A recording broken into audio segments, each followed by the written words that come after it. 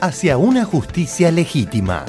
El camino hacia una justicia más legítima parece indetenible y los que quieren perpetuar el imperio de las cautelares ya no saben a qué recurrir.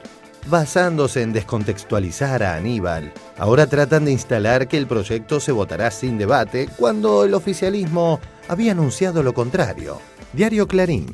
Apuran la reforma de la justicia y no aceptarán cambios. El senador Aníbal Fernández argumentó que todo ya viene discutido y preparado. Así, la democratización de la justicia tendría un debate solo formal en el Congreso.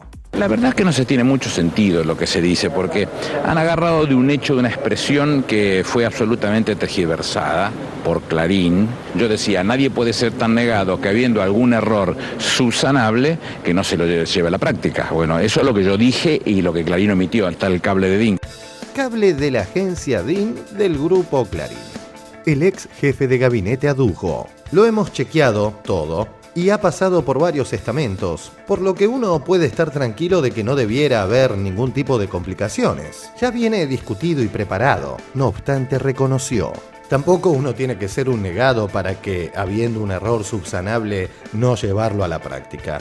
Nadie puede ser tan negado que habiendo un error no lo quiera subsanar, la verdad es eso. Entonces pareciera ser que ese punto le sirvió bárbaro todos aquellos que son mandantes de Mañeto, le dio la orden y fueron a cumplir con lo que le dijeron, diciendo que, bueno, no estaban dadas las condiciones, no se quería debatir ni cosa por el estilo. ¿La comisión va a permitir alguna modificación? No va a permitir ninguna modificación, simplemente vamos a ir a convalidar un proyecto del Ejecutivo. No hay ninguna posibilidad de debatir nada. De imposibilidad de tocar una sola coma a los proyectos enviados. ¿Van a aceptar algún tipo de modificación que impulse la oposición? Siempre hay la posibilidad de incorporar alguna corrección en el trabajo de la comisión. En general la oposición ha tenido una postura siempre de rechazo, aún cuando no conocía los textos ni los contenidos de los proyectos.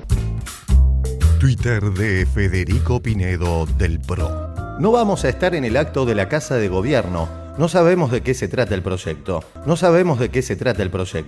Presumimos que va para ponerle límite a la justicia. La oposición ha tenido una postura siempre de rechazo, aún cuando no conocía los textos ni los contenidos de los proyectos. Sería bueno saber por qué la oposición está en contra, con argumentos, y no solamente porque es el gobierno el que tiene la iniciativa.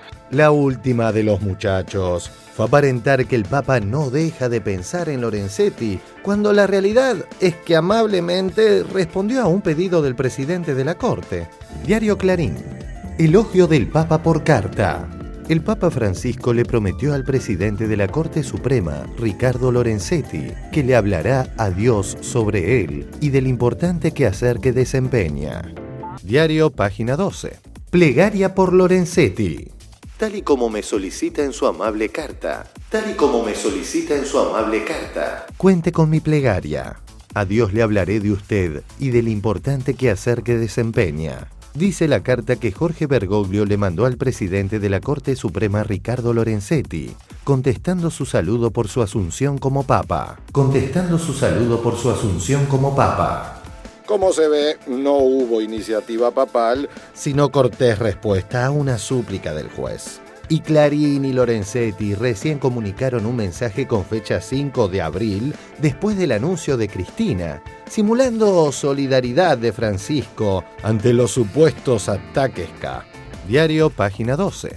El mensaje, que está fechado el 23 de marzo y fue remitido por el nuncio apostólico Emil Polgerich a Lorenzetti el 5 de abril. Fue difundido ayer, luego de que la presidenta anunciara el envío al Congreso de los proyectos para reformar el sistema judicial. El fiscal Félix Kraus aleccionó al extorsionador de zapaterías y restaurantes marplatenses que ha bombado. Optó por el insulto y la descalificación.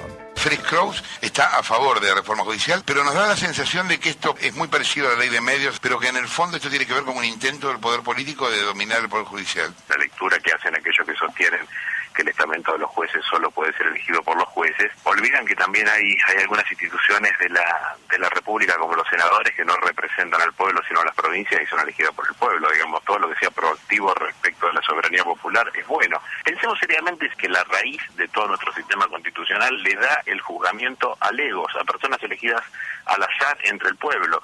Nadie pero con respaldo de un juez. ¿Cómo? Con la presencia de un juez. Está bien, existe el juicio por jurado, pero que no decide la inocencia o la culpabilidad de nadie. No, pero con la presencia de un juez, si el juzgado mete la gamba, el juez no lo va a dejar. O sea, si el juzgado con argumentos que son delirantes decide cualquier cosa, el juez va a tratar de que la decisión no sea esa. Digamos, para eso está. No está para eso. Y en absoluto puede hacer eso en el sistema de jurados. Bueno, lo desconocía, realmente lo desconocía. Kraus, gracias por la comunicación, gracias por prestarte a la charla, estuvo muy interesante la discusión. Qué distinto que es hablar con alguien inteligente a hablar con el Cuervo Larroque, por ejemplo. Yo pensaba, ¿cómo sería esta discusión con el Cuervo Larroque? Me diría, ¿qué? ¿Te jode la justicia? ¿Te jode? ¿Querés que me devuelva la remera?